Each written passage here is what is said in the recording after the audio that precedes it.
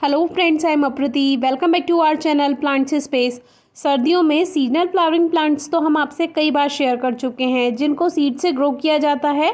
2 से 4 महीने वो बहुत अच्छे से ग्रोथ करते हैं और फिर फ्लावरिंग भी देते हैं, और फिर जैसे ही टेम्परेचर हाई होना शुरू होता है वो ख़त्म हो जाते हैं। यानी पूरी सर्दियों में बहुत अच्छे फ्लावर्स आएंगे, लेकिन जैसे ही गर्मियों की शुरुआत होगी वो अपने आप ही ख़त्म हो जाते हैं। लेकिन कुछ सर्दियों में खिलने वाले फूल ऐसे भी होते हैं जिनके परमानेंट प्लांट्स होते हैं, यानी कि वो ख़त्म नहीं होते, केवल विंटर में फ्लावर्स आएंगे और जब गर्मियां आ जाएंगी तो वो प्लांट फ्लावर्स नहीं देंगे, लेकिन वो बने रहेंगे।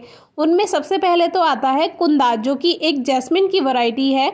बहुत से लोग इसी को ही जूही समझ लेते हैं, लेकिन जूही में बहुत ज़्यादा खुशबू होती है और वो गर्मियों में और रेनी सीजन में फ्लावर्स देती है। और ये जो कुंदा होता है ये विंटर जैस्मिन होता है, जो कि सर्दियों में फ्लावर्स देता है, लेकिन इसमें इतनी ज़्यादा खुशबू नहीं होती। और इसमें भी डिफरेंट वैरायटी होती हैं, जिस पर हम वीडियो शेयर कर चुके हैं। इस पर एक कॉमन वांडरर बटरफ्लाई रस लेने के लिए आई हुई है, जो कि पॉलिनेटर्स को ये भी काफ़ी अट्रैक्ट करता है। इसमें एक हमिंग बर्ड भी रस लेने के लिए आती है और इस तरह से इसमें गुच्छे में फूल खिलते हैं।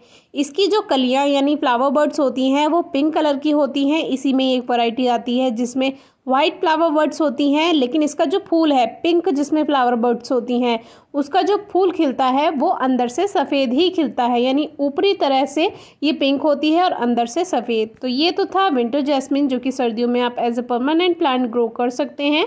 नेक्स्ट आता है जरबेरा। ये जो प्लांट है ये भी परमानेंट होता है, और ये वाली वैरायटी जो हमारे पास है ये हमें पूरे साल फूल देती ही रहती है। इस पर जो हमने पहले वीडियो शेयर की थी आप वो भी चेक कर सकते हैं। बस इसमें ध्यान रखना होता है कि इसमें फंगस अटैक ना हो। उसके लिए आप इस प्लांट को थोड़ा ऊपर उठाकर ही लगाएं, यानी जो क्राउन पोर्शन है उसको मिट्टी से थोड़ा सा ऊपर रखें, और जितनी भी ड्राई लीव्स हैं उनको कट करते रहें, क्योंकि जब वो सरफेस पर रहती हैं सॉइल के तो फिर उसमें नमी अगर बनी रहे तो वहीं से ही उसमें फंगस लगना शुरू हो जाता है। तो नीचे की पत्तियां इस तरह से आप हटाते रहें। इस प्लांट की एक खासियत है कि ये लगातार मल्टीप्लाई भी होता है, यानी एक ही प्लांट से कई सारे पौधे बनते रहते हैं, और जितने ज़्यादा पौधे बन जाते हैं यानी जितना घना प्लांट होगा उतने ही ज़्यादा फ्लावर्स आएंगे। इस प्लांट के बारे में भी कई वीडियोस हमने शेयर की हुई हैं, डिस्क्रिप्शन बॉक्स में आप वीडियोस चेक कर सकते हैं। अब इनके जो सूखे फूल होते हैं, बहुत से लोग कहते हैं कि इनमें सीड्स होते हैं, लेकिन ये ज़रूरी नहीं है कि इसमें सीड्स हो ही, क्योंकि कभी कभी ये खाली रह जाता है। तो फिर भी आप इसको तोड़कर जो इसके सूखे फूल हैं इसी पॉट में डाल दीजिए। अगर इसमें 1-2 सीड्स होंगे तो वो जर्मिनेट हो जाएंगे, और कभी कभी ये पूरा खाली ही निकल जाता है, सीड्स नहीं बनते हैं, और हर वैरायटी में सीड्स नहीं बनते हैं।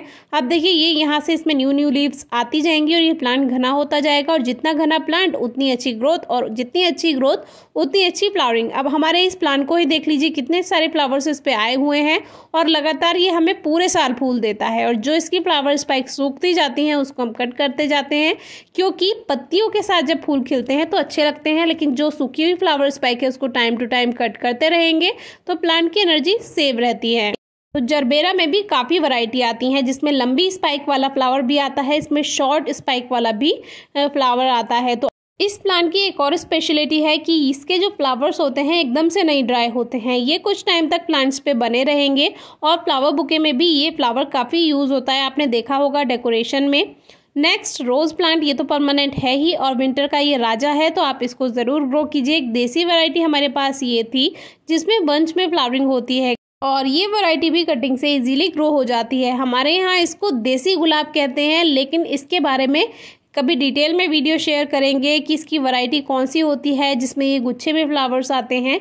तो रोज़ प्लांट आप ग्रो कर सकते हैं। इसके अलावा सर्दियों में कैलेंचो में भी बहुत अच्छी फ्लावरिंग होती है, जिसमें देसी वैरायटी को आप गर्मियों में भी रख सकते हैं, लेकिन फ्लावर्स केवल सर्दियों में ही आएंगे। लेकिन गर्मियों में देसी वैरायटी की ज़्यादा केयर नहीं करनी पड़ती, और जो हाइब्रिड वैरायटी होती है उसमें गर्मियों में थोड़ा आपको ध्यान रखना होगा। फिर भी अगर आपकी कोई क्वेरी है तो ज़रूर पूछिएगा। Thank you.